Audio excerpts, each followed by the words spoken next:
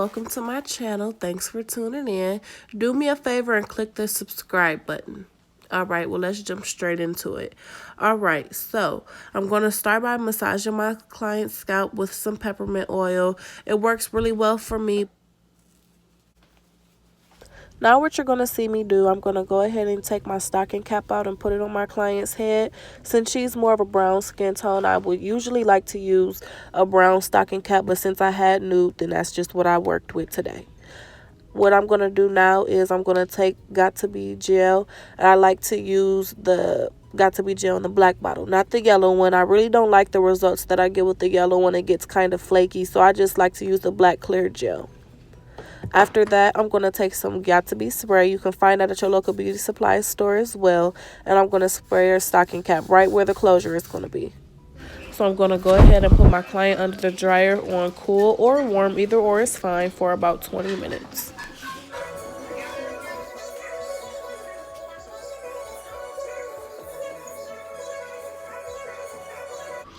So now I'm going to go ahead and start sewing in the first bundle. As you can see, I sew under my weft. I used to sew through the weft, but once I realized that was just, working a little bit too hard, it was just easier for me to put it under. I like to knot it. As once I move my arm, you'll be able to see my sew pattern. Very nice, very neat.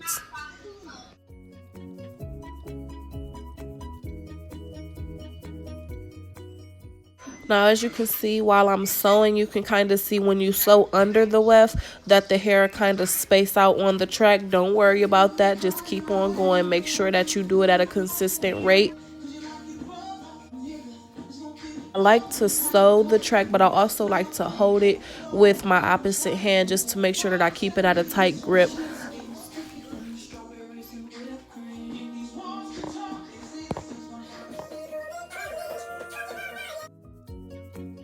Now what I'm going to do, I'm going to finish up that last track. I don't like to cut the wefts because that makes the hair, I feel like that makes the hair shed. So what I like to do, I like to go ahead and flip the track over and I pinch it. And then as I'm pinching, I'm also sewing with the other hand to make sure that I have a nice flat install.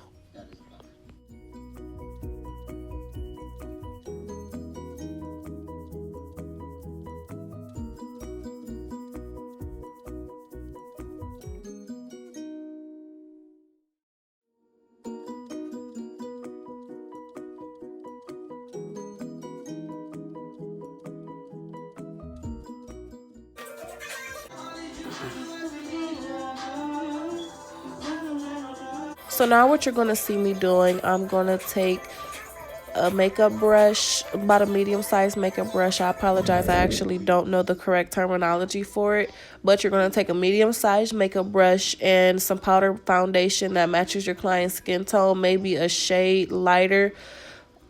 You're going to put that on the nude stocking cap. That's why if at the beginning of the video I said that I would have preferred to already had a brown stocking cap, but since nude is all I had to work with, I made it work. Now what I'm going to do, I'm going to go ahead and cut the client's stocking cap. I like to cut my stocking cap right before the hairline to make sure that there isn't any of my client's edges out, because once you put the adhesive on, it can cause damage to the client's edges and you do not want that.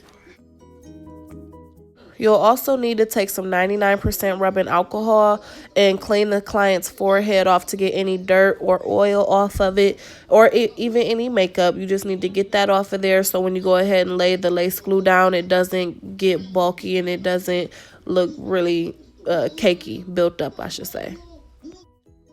Now what you're going to see me do, you're going to see me apply my lace glue. I like to lay it about a ½ inch away from the end of the stocking cap just to give me a little bit more wiggle room when I go to lay my baby hairs.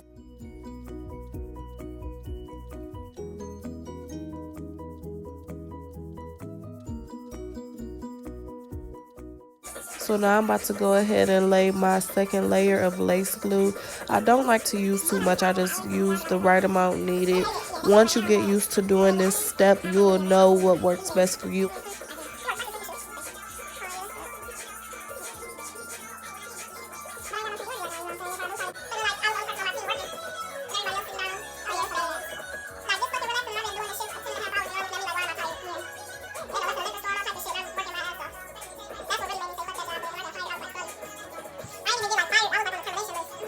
So now I'm going to go ahead and lay my third layer of lace glue. As you can see, I evenly spread that apart so I can make sure I have a very even turnout.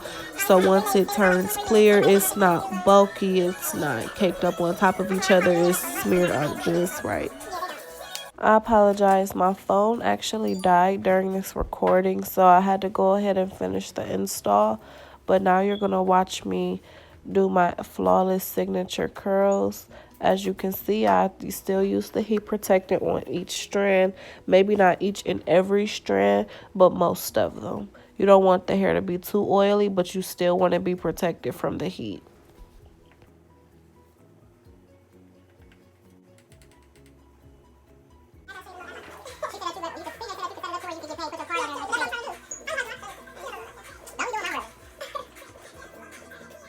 Yes, yes. Look at those curls. Look how happy she looks.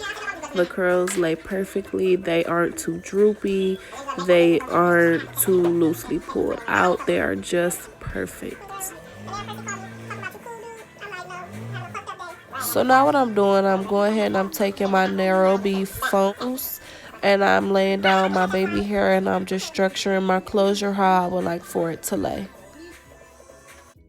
So now I'm going to go ahead and I'm going to lay my baby hair down. But first I'm going to snip a little piece off. It was a little too long for me to try to lay how I like. As you can see, I don't really force it. I just kind of play with it and guide it in the direction that I would like for it to go. And it usually does really well for me. Now that I'm done laying my baby hair and doing my curls, I'm going to position the hair that I would like for it to lay in so I can go ahead and put my final touches. Yes, look at that. Look at those curls. I'm telling you, these are my signature curls. Often imitated, never duplicated. Look at how those curls bounce right back into place after I pull them. Look, ooh, look at that. Yes, look at that. Yes,